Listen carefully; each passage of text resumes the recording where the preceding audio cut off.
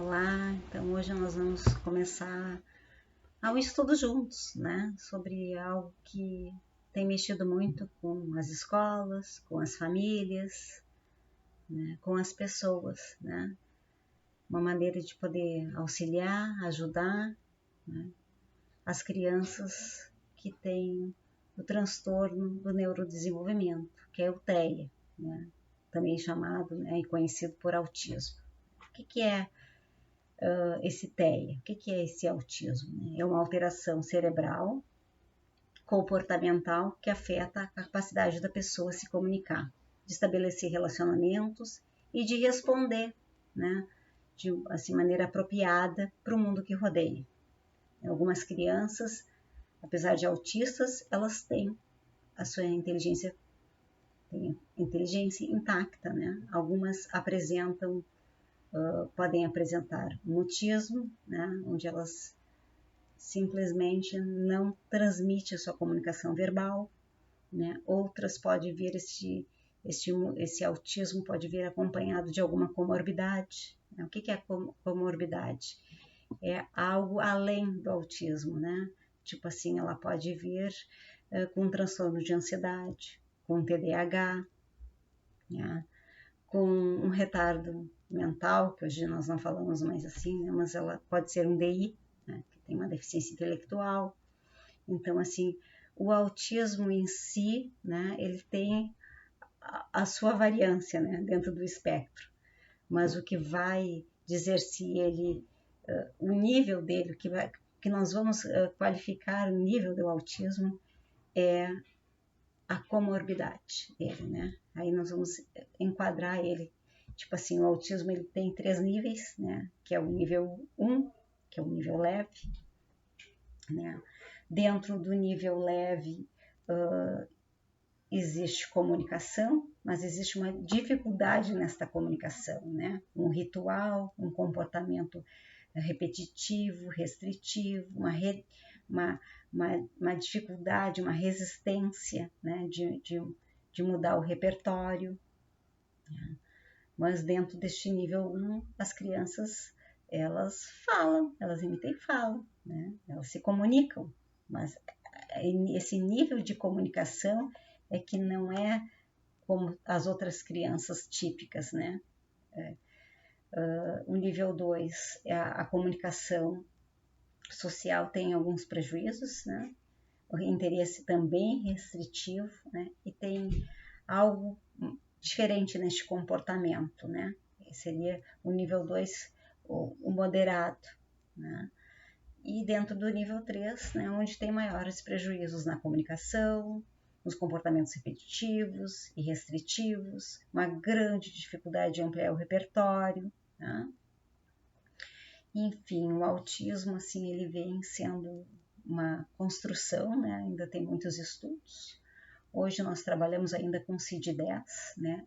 Dentro desse CID-10 existem subdivisões, né? Todos têm a ver com autismo, com TEA, né? Com a síndrome de Asperger, tudo é da mesma linha, da mesma fonte, né? Vamos dizer assim, né? O transtorno invasivo do desenvolvimento, né? Todos, o que vai mudar é o nível, as características dentro do espectro, né? Mas se tem já estudos, né, que para 2022, né, já tem o CID-11, que ainda não está traduzido ainda, né, para o diagnóstico onde todas essas outras, né, o TEA, o autismo, o transtorno invasivo do neurodesenvolvimento, o Asperger, todos eles vão ser todos compactados e vão fazer parte de um só, que aí é do TEA, transtorno invasivo, né, do desenvolvimento. Transtorno do neurodesenvolvimento. O autismo não é uma condição única, né? Então, assim, tem autistas que têm um comportamento, tem outros que vão ter outro comportamento e tem outros que vão ter outro comportamento. Por quê? Porque o espectro é diferente, né? Eles podem migrar dentro deste espectro, né? De um fator, eles podem ir melhorando, né? Por quê? Porque o autista, ele vai, se for feita essa intervenção precoce, né? Só quem faz esse diagnóstico se for criança, é um neurologista ou psiquiatra, né? mas que trabalha com especialista em autismo, mas que trabalha com a infância, né? Eles é que fazem, né? Mas os psicopedagogos, os pedagogos, os professores, o psicólogo, o fono, né? Esses todos eles vão ajudar neste relatório, né? O que vai dizer se vai ser mais grave ou não vai ser a comorbidade, né? Se não tem intervenção, vai ficando cada vez pior, né? A mudança dentro do espectro deve a um conjunto de fatores, né? E dentro de cada nível tem uma variação, né? Que foi a variação que eu falei para vocês. E a epidemiologia, né? Como é que está esse estudo dentro do Brasil, né? É uma coisa ainda progressivamente, né? Muito já acontece há muitos anos, mas que agora que está bombando, vamos dizer assim, porque agora que a gente está vendo que tem muitos casos, né? Que a gente não está dando conta desses casos todos, né? Então, assim, as pessoas, isso acontecia, mas as pessoas diziam, aquela criança é mal educada, né? Porque ela fez uma birra, porque as crianças com TEA, com autismo, elas, devido a algumas alterações sensoriais, o barulho incomoda muito, né? Enfim, então a criança vai num supermercado e se atira no chão e é porque é mal educado. Não é porque é mal educado, né? Porque alguma coisa aconteceu ali naquele momento que alterou, né? Existe uma alteração sensorial. O jeito que ela vê o mundo é diferente do jeito que nós enxergamos o mundo, né? E nós temos que aprender a enxergar o mundo do jeito delas, né? A gente tem que aprender a chegar ao nível delas para a gente poder auxiliar essas crianças, né? É só assim que a gente vai chegar lá, enxergar o nível delas, né? A gente tem que chegar ao nível de liderança delas, né? As crianças muito pequenas, como é que a gente começa a fazer essas intervenções? Isso é brincando com elas. Elas têm uma dificuldade em olhar no olhinho, em entender as mensagens, né? Entender o que tu está querendo dizer, né? Isso tem a ver com funções executivas, que a gente vai estudar mais tarde, com teoria da mente, né? Elas não conseguem ter essa empatia, se colocar no lugar do outro. Então, a pessoa que está mais próxima dela, que é o pai, que é a mãe, que é a professora, né? Ela tem que buscar estudo, tem que buscar esse conhecimento para poder ir auxiliando essa criança, né? A gente ainda sabe que terapia dentro do Brasil é muito difícil, é muito caro, né? Então, existe já, né, ONGs, existe já, enfim, dentro do próprio município, né, organizações que acolhem, que auxiliam, né, tem as APAES, mas ainda é pouco devido à demanda, né? Então, assim, a ampliação desse aspecto do leve ao severo, né? Essas avaliações, essa evolução, né? Isso tudo vai ser melhorado conforme o diagnóstico, quanto mais cedo for. Quanto mais cedo for, mais recursos a gente vai ter para poder fazer essa intervenção, né? Não existe uma cura para o TEA, não existe uma cura para o autismo. Mas a criança ou o adulto, ele pode, né? Porque existe o adulto também, pode ter um adulto com TEA, pode ser um adulto com autista, né? Mas se ele for desde pequenininho, né? Feito um trabalho com ele, um trabalho pedagógico com ele, um trabalho na saúde com ele, ele vai conseguir se autorregular e vai se tornar um adulto onde ele consiga, né, circular melhor nos ambientes, né? Ele vai ter estrutura cognitiva para circular melhor, para interagir melhor nos ambientes.